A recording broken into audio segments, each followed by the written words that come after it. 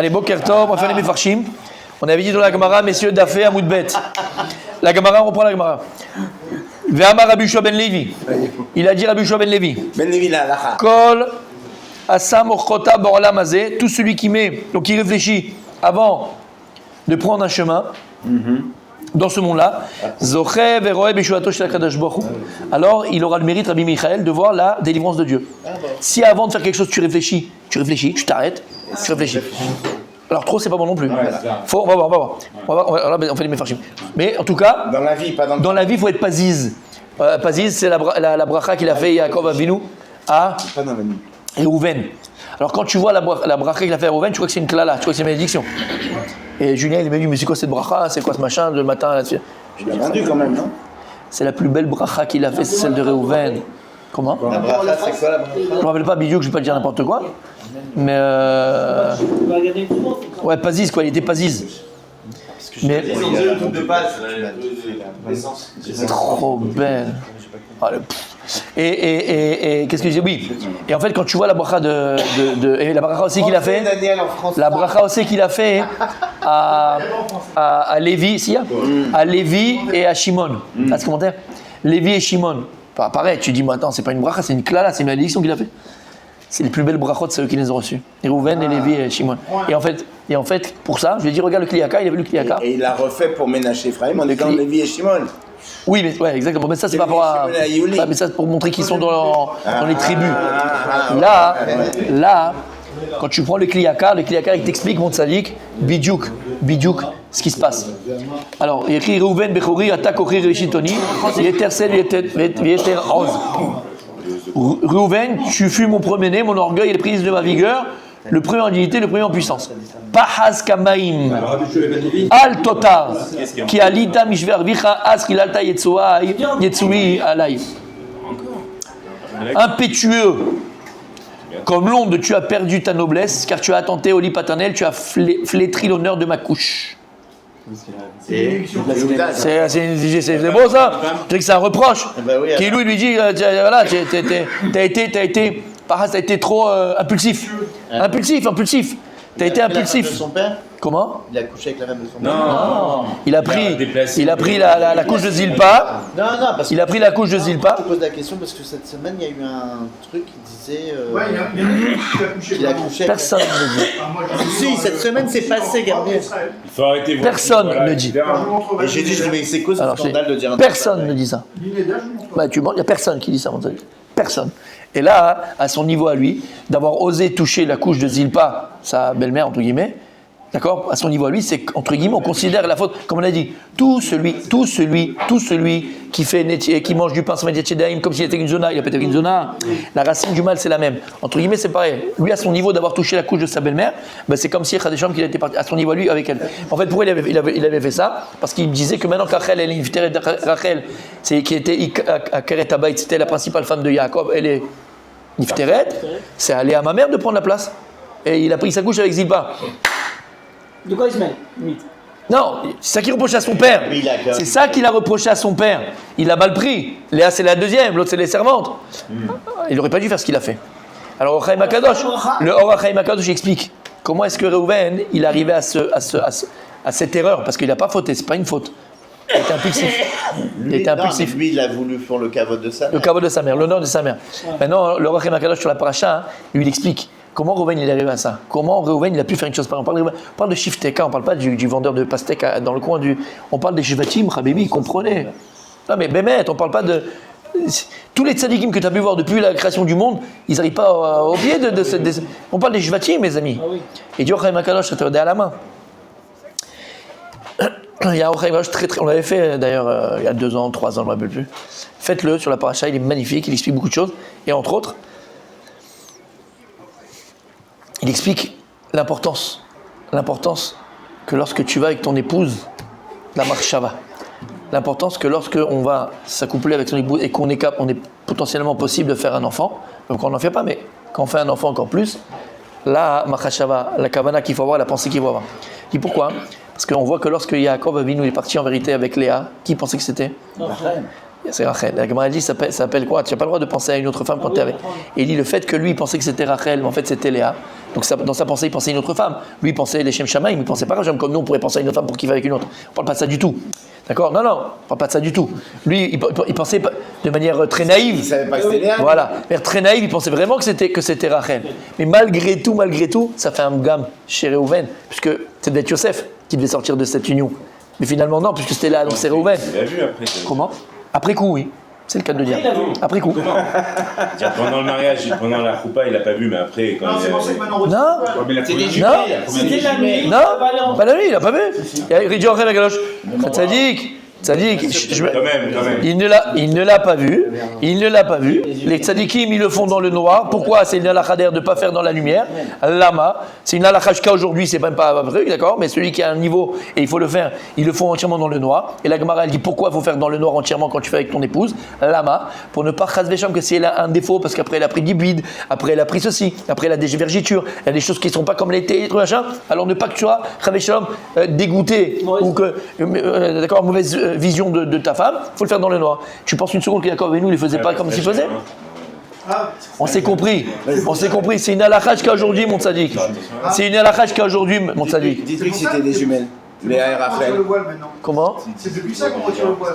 Depuis quand on retire le voile au mariage? Depuis Rachel est là pour voir si c'est vraiment la Kala. On s'est pas fait avoir. Exactement. C'était des jumelles, non?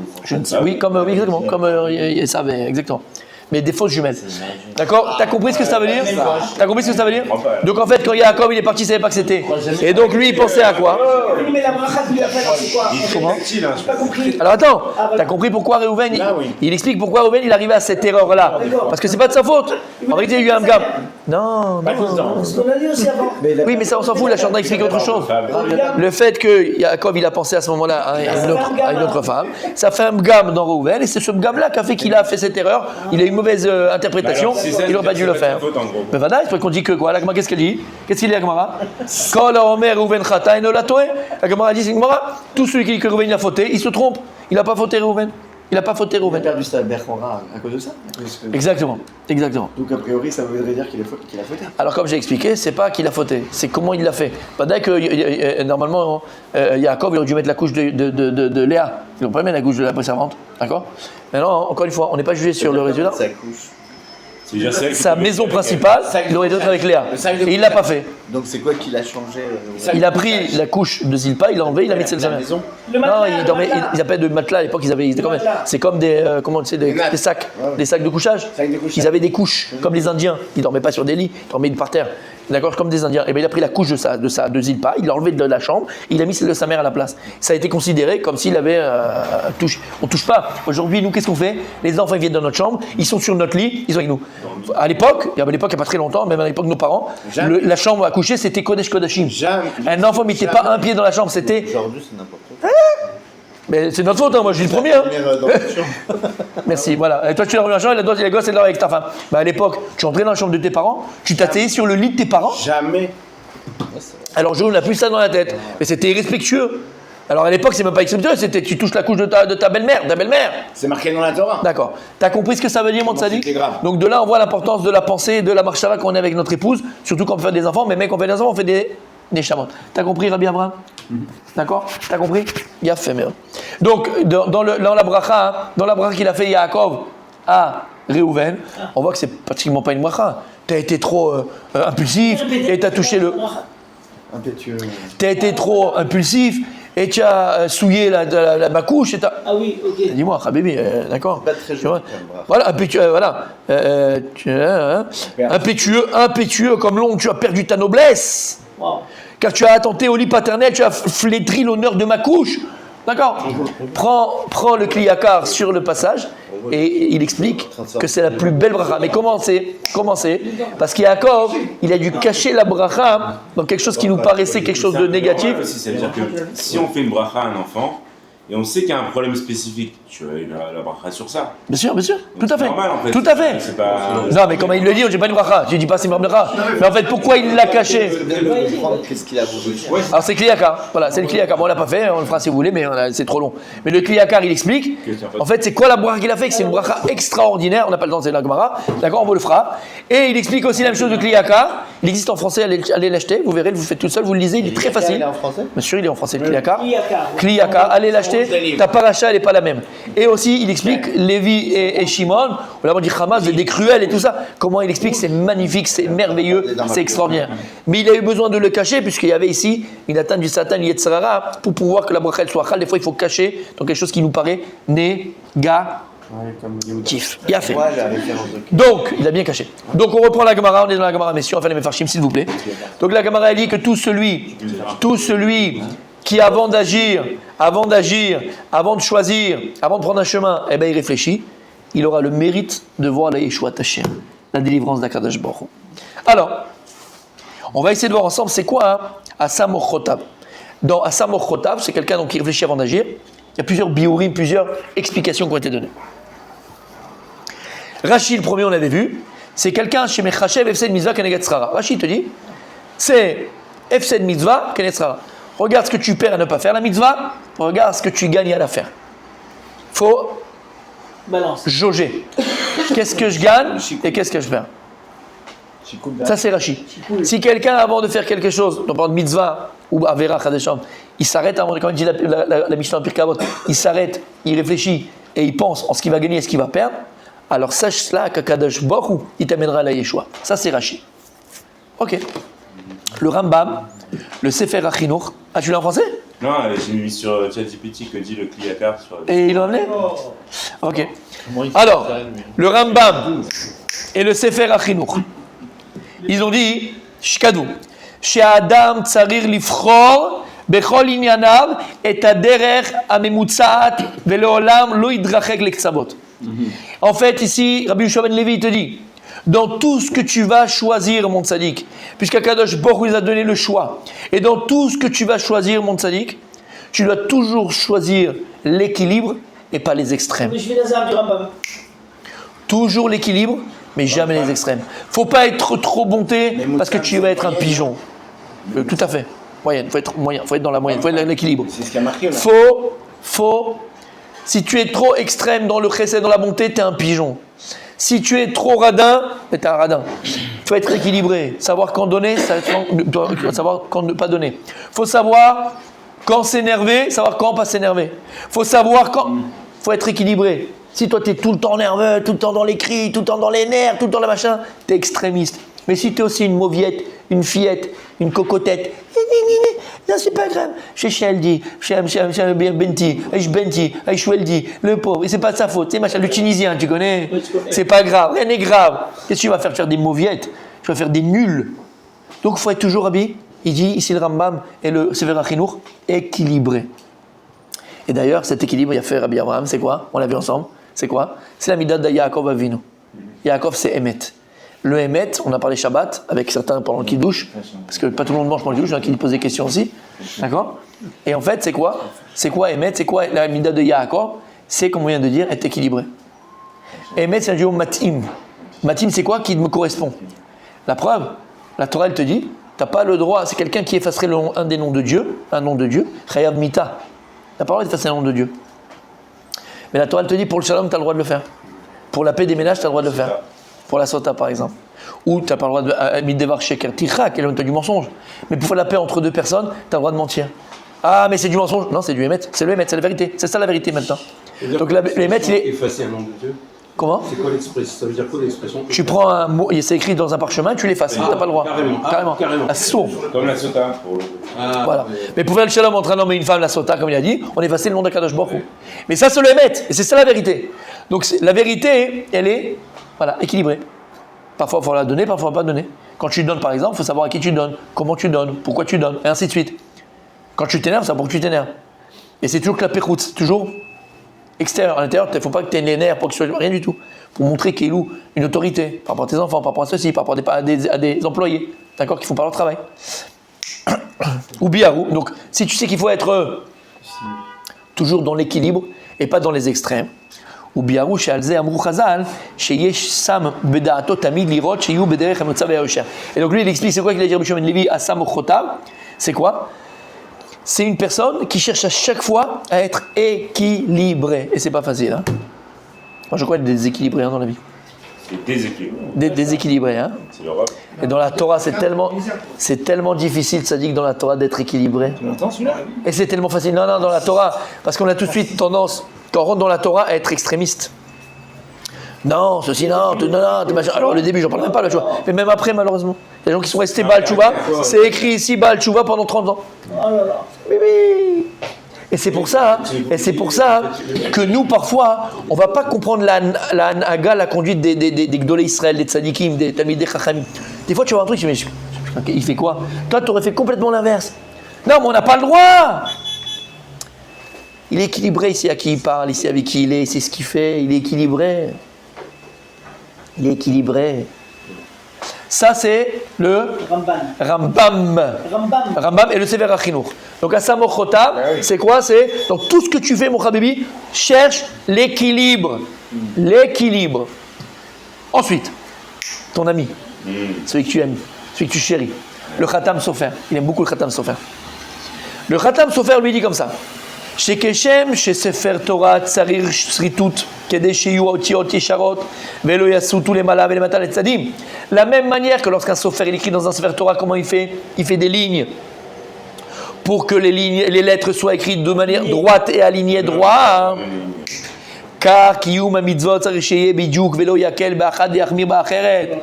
Pareil, quand tu fais les mitzvot, accomplis les mitzvot, il faut qu'elles soient tes mitzvot un peu équilibrées. Pas trop dans la kula et pas trop dans la khumra. Ta'aseh masha kadosh baruch bikesh mimcha. Shulchan Aruch point barre. Sois pas dans flirter avec la kula, Rabbi Michael, et sois pas flirter Rabbi Moshe avec la khumra, avec la rigueur. Tu dois être rigoureux. Ta'aseh masha Hashem rotzeh. Tu fais exactement la mitzvah comme un kadosh baruch. Le tchibi va mettre 350 tzitzit, 250 tfilin. Il va prendre. Si jamais dit un talit katan, ça serait très bien. 4 femmes. Ça t'as le droit. Un talit katan, c'est maspik. T'as compris? Qu'est-ce qu'il a dit? La cacheroute. La cacheroute de Rana, c'est suffit. Si on a besoin d'avoir. Sur la viande, les sparadim. Sur la viande. Encore un qui va vous énerver. Encore un qui va vous énerver. Qu'est-ce qu'il a dit? Prends le Shulchan Aruch. Tu as dit Shulchan Aruch. Prends le Shulchan Aruch. Prends-le. Rabbi Yosef Karo. Amène-le à l'abattoir là-bas. On va voir s'il va dire que c'est caché. Bon, bref. T'as compris ce que je veux dire par là? T'as compris? T'as compris ce que je veux dire par là? Oui, non, pour la viande, je comprends. Mais le reste, les fromages, ici, là, ça va. C'est cachère, c'est cachère. Pour les fromages, d'accord, mais pour les salades. Les fraises, tu peux enlever les fraises et les fraises. Non, on peut manger les fraises, c'est pas vrai. Tu coupes le haut, tu coupes le bas, tu les coupes au milieu et tu les mets dans la javel et c'est bon, c'est fini. Non, pas la javel, dans le pec citron là, un peu de pec citron. Regarde, blinéder, je vous assure. Je vais acheter des fraises. Ma femme elle va les faire ce qu'il. Je les amène, on va voir. Je te mets deux sortes, une où il y a des rats dedans, des ratons dedans qui sont pas bodek. Pardon. Une c'est bodek, on va voir si tu vois la différence. Dans le goût. Arrête la bêtise. Il y a un liquide spécial. Non, un peu pas. Non, il y a un liquide spécial qui donne. Non, le liquide vaisselle, ça suffit. Mais c'est dégueulasse. Ma femme, elle le fait, elles sont très bonnes, les fraises. Je les ai mangées hier, ma femme, elle les a bien lavées. Oui, il y a un liquide spécial, même délicieux les fraises. Bien fait. Si tu peux acheter. Bien fait. Omer Aratam Sofer. À chaque fois, Rabbi Yossi qui t'a une mitzvah. Ne va pas dans la kula, ne va pas dans la khumra, t'as assez machaka de jbrou. T'as yodé amar, regarde ce qu'il dit. Vezea kavana, asam drachav, asam ochotav, c'est drachim. Ochot chaim, c'est derrière. Quand ton chemin, c'est quoi? Shemeyacher ma'asav, shu bidyouk, ketzivu Hashem barach. Fais exactement ce que Dieu t'a dit. Le mieux, c'est les mis du bien, et le pas assez, c'est les losers. Fais ce qu'Hashem t'a dit. Mais souvent, Adam amekayem zot alit le adavar bekocho vechokmato. Là, il score chez adavar rak spéciata lishmaya bechol matzav yadei yeshuat hamakom. Et là, tu auras yeshuat Hashem. C'est ça qu'amène la yeshuat d'Hashem. Écoute bien, quand quelqu'un il est accompli le Shulchan Aruch, exactement quand Kadosh Baruch il a dit, comme Hashem il a dit, tu fais ni dans la permissif, ni dans trop de rigueur. C'est ça qu'amène la yeshuat d'Hashem. C'est ça qu'amène la yeshuat d'Hashem. Quand on dit on fait de la khumra. Non, on dit 20. Après, c'est la tzedaka. veux Après, pas. c'est la tzedaka. Oui, après- Mais ton maaser, c'est ton maaser. Ça, c'est ton maaser. Jusqu'à 20%. Mais plus que ça, t'as pas le droit. T'as pas le droit. T'as pas le droit. Mais alors, si le petit il gagne 1 million par mois, il va donner son maaser, c'est 100 000, je dis bêtement. Il va encore donner 100 000. C'est la tzedaka. Mais c'est plus ton maaser. C'est la tzedaka, c'est plus ton Souvent, on maaser. parle de Hidour Mitzvah, par exemple, pour le Etrog, pour plein de Mais choses. c'est pas la khumra, c'est idour. C'est pas pareil. Alors, c'est quoi la différence? Une khumra, c'est une barrière que tu mets. Idour, c'est zekeli vanveu. Comme la mitzvah, tu la chéris, comme ta femme, tu la chéris. Alors tu veux qu'elle soit la plus belle du monde, tu achètes les plus beaux habits, les plus belles fourrures, les plus beaux diamants, les plus belles bagues. Parce que tu l'aimes. Et bien la mitzvah, c'est pareil.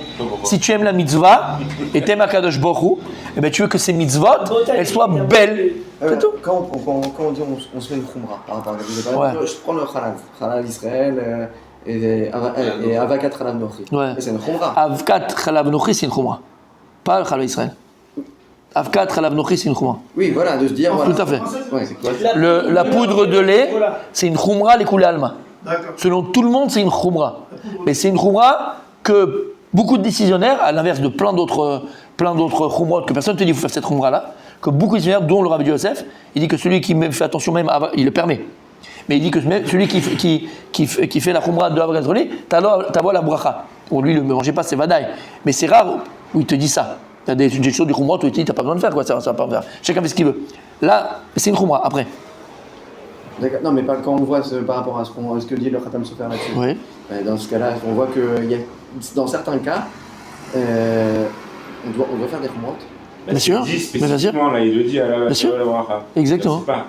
Si dans le Shulchan Aruch, il te dit pas, t'as la bracha, t'as pas à le faire. Il a fait Mérod. Et maintenant, pourquoi il te dit ça? Lama. On avait parlé avec Ravi Daniel, je ne sais pas si tu te rappelles, de ce sujet. On était debout ici. Non? Oui? À la folie, pas du tout? D'accord, c'est pareil. D'accord. On avait parlé de la khumra et toutes ces choses-là. En fait, à quoi elle sert une khumra? C'est une barrière. Tu prendras sur toi une khumra si tu as envie d'en prendre, uniquement si d'abord tu as étudié le sujet. Tu as ouvert le Shulchan Aruch, tu as ouvert le Bet Yosef, tu as ouvert tous les Mefarshim, tu as ouvert tous les commentateurs, tu as regardé, tu as compris, et tu as compris. Tu as compris la khumra. Maintenant, c'est parce que tu l'as étudié que tu l'as apprendre cette khumra. Parce que tu peux l'étudier pour savoir c'est quoi juste la khumra. Maintenant, si toi, niveau personnel, individuel, une khumra elle est que sur ta tête, ni sur ta femme, ni sur tes enfants, ni sur personne. À part si tu vas éduquer après les enfants, après ils choisiront. Après c'est l'éducation. C'est pour soi-même. Mais une khumra c'est pour toi. D'accord Qu'est-ce que j'ai? Oui. Si tu penses que toi, dans ce sujet-là, après l'avoir étudié, ça va t'aider dans ta vodat Hashem, ça va t'aider pour n'importe quel point, je m'en fous du point, sur quel point, mais ça va t'aider, d'accord, à te rapprocher d'Akadosh Baruch Hu. À cette nikuda, sur ce point-là, t'as c'est intelligent, elle est faite intelligemment. Mais une khumra, et 90% des khumrot que les gens y font, c'est parce que son voisin, il a été invité Shabbat chez l'un, et il lui a dit oui, à ce qui paraît, c'est bien de faire ça, ou c'est une khumra de faire ça. C'est une khumra ou pas? Donc il rentre, comment? Rabbeinu Tam. Pour les Sfaradim, c'est les khatrila. C'est le khatrila. Alors je vais pas rentrer dans ça parce que je me mets des claques à moi tout seul après, donc j'ai pas envie de rentrer dans ça. Mais c'est pour les nous Sfaradim, c'est les khatrila. Et le lait, le poisson. Le lait et la viande, c'est dans la Torah. Non, le lait et le poisson, j'ai dit. Les poissons, c'est un minag. 1 heure, il paraît en Amsterdam. Non, mais ça, t'es hollandais? Bah, T'es pas blond? J'ai changé, non. Non, il parle pas de ça, il parle pas de ça. Une pizza autour. C'est un minag. C'est un minag. Alors, le Bet Yosef, c'est en fait tout le Inyan, tout sort d'où? Dans le Bet Yosef. Pas dans le Shulchan Aruch. C'est Rabbi Yosef Karo. Avant d'écrire le Shulchan Aruch, il a écrit le Bet Yosef. Et dans le Bet Yosef, là-bas, il écrit Gvina Vedagim, il dit c'est Mesoukan. Il dit c'est Kana, c'est Kana. Et il y a, là-bas, il y a des Nosach. Des Nossar. Des Nosraot. Oui, C'est quoi un Nosach? oui. Éducation. Non. Non, Nossar Sfara, Nossar. Non, du texte. Dans le Nosach du texte qu'il a écrit. Le rite. Voilà, il y en a qui disent qu'il ne faut pas dire Dagim, il faut dire Bassarim. Il y en a qui disent que c'est une erreur. Il y en a qui disent que non. Attention, même dans ça, il y en a qui disent une erreur. Pourquoi ils ont besoin de dire Bassarim alors qu'on sait que c'est Assour ma Torah? Assour et C'est quoi? Ça sert à rien de dire que c'est Messour. Non. C'est quoi Assour? Si, il t'explique pourquoi. Il t'explique dans le sujet qu'il parle là-bas. Il t'explique qu'il veut dire que c'est Mesoukan, là par le machin. Yesh Gam Tam, la Dvarim. Et il y en a qui disent non, c'est Davkat Dagim, mais c'est Mesoukan ça. L'homme est chané. Donc il y en a qui ont pris à la lettre, parce qu'il ne le ramène pas dans le Shulchan Aruch, il le ramène que dans le Bet Yosef. Il ne ramène pas cette ignana que dans. Et le Bet Yosef, c'est ce qu'il a écrit avant le Shulchan Aruch. Il n'en parle pas de ça. Il ramène pas ça. Il ramène que dans le Bet Yosef. Et donc il y en a qui se basent uniquement sur le Bet Yosef, mais le Bet Yosef c'est pas la référence de la halakha, c'est ce qu'il a écrit le Rabbi Yosef Karo avant d'avoir composé le Shulchan Aruch. Donc ils disent que bon, il a écrit avant, mais il n'a pas ramené dans le Shulchan Aruch, donc on ne tient pas compte. D'accord. On a. Là, ils disent non, il a écrit là-bas, mais parce que voilà, il te l'a dit déjà, il n'a pas besoin de répéter, il te l'a dit là-bas. L'homme est chané, kol echad efi minag. Soit en Afrique, on mangeait, on faisait les deux, on mangeait avec le machin. Il y en a qui ne mangent pas, chacun fait comme son minag. D'accord? Le Bédine de Paris, au début, dans les planines, il y avait le poisson et la viande. Ouais. Là, ils l'ont arrêté, je crois, en France. Ah, ils l'ont arrêté en France? C'est interdit ou non? Non, ça dépend. Ça dépend. C'est la même chose que le lait. C'est ça, c'est ça qu'il dit. C'est ça qu'il Des dit. poissons, moi. Ah non, viande et poisson, ok, d'accord. Non, c'est parce qu'il y a un problème. Ouais, faut entre les deux. Voilà. Toujours, il y avait ça dans le. Même à table, ça oui, ça c'est halakha. On met pas les deux en même temps à table pour pas arriver à s'embrouiller. Ouais, on met pas les deux à table. C'est un problème. Ouais, c'est halakha. C'est un problème. Puis on C'est un problème. transforme la viande. La viande et le poisson. Non, mais pas les avoir à table ensemble. Alors pourquoi? L'halakha dit pourquoi? On lève le poisson, après on lève. Voilà, pour ne pas arriver à mélanger. Pour ne pas arriver à mélanger. Le vendredi soir, tu lèves le thon, tout ça. C'est pas un issour de raïta, c'est pas un issour de raïta, c'est. La dame route, c'est différent, c'est pas considéré Vous comme mettez du la poisson. route, Alors, du cabel. il n'y a aucun problème.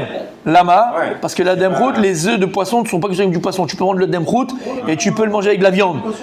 Ben oui, c'est pas du poisson. Comme c'est les œufs. Ce n'est pas considéré comme du poisson. Tu peux le manger avec de la viande, tu peux le manger de toute façon, même les khatila. Des pâtes à dame route avec un steak. Ben voilà, parce que c'est pas du poisson. Bah oui, je savais pas. Ce n'est pas du poisson. Les œufs de poisson sont pas considérés comme du poisson. Bon après fais-le, je sais pas ce que ça vaut. On a compris, messieurs? Donc ça veut dire qu'on peut manger les œufs du surgeon alors? Je sais pas, mange ce que tu veux, je sais pas moi. C'est du caviar. Mais non, tout ce qui sort du On s'en fout, vu que c'est pas du poisson, on peut Non, manger mais non, ce qui sort de l'animal, c'est la boutade, il parle pas de ça, il parle des œufs d'animal pas cachère, tu peux pas manger. Non, un animal. Les œufs d'animal cachère. Si. C'est pas cachère, à part le miel. Exactement, à part le bien. Tout ce qui sort d'un animal taref, c'est taref. Le monde marin, le monde animal. Oui, tout à fait. C'est exactement ça. C'est exactement ça. Le miel, il rentre jamais dans la Exactement. Donc c'est cachère. Exactement. Vous avez vu la Exactement. Il a fait de la dame noire, il a Avec Je connais la pas. cire noire. Là, je connais pas. Il est un peu moins salé. Ah ouais? Je connais pas. Je connais C'est pas. marocain. De quoi Je connaissais, non, il y avait d'un prout de thon ou d'autres, un autre de thon. Et les rouges comme ça. C'est la même, c'est que la cire elle est noire. Mais s'il vient d'un animal taref, il est taref. Bah oui, c'est pour ça l'histoire du Normal. Tu peux pas manger une chaîne. Effectivement, les chameaux. Hein? La chasse. Non, chamène. Non, les danes aussi sur Arrête, Le lait de poisson, il est pas ils sont, les gamins. Les dames.